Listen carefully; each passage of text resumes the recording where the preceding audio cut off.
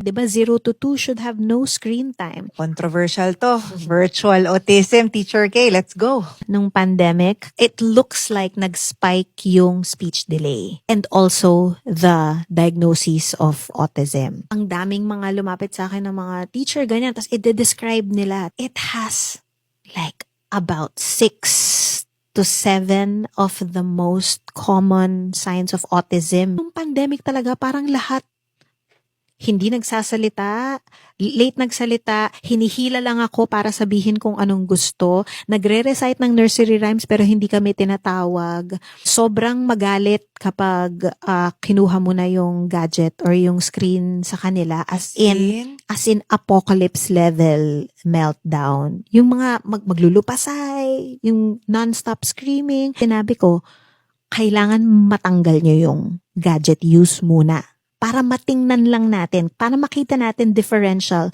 Autism ba to or is it the effect of the screen? Kung gaano kadami yung bumalik sa akin, nagsabing, oh my God, teacher, nagsalita na yung anak ko. What? Nawala na yung repetitive behavior. In 2 weeks, 'di ba 0 to 2 should have no screen time. Ulit po, ulit. 0 to 2 years old should have 0 screen time.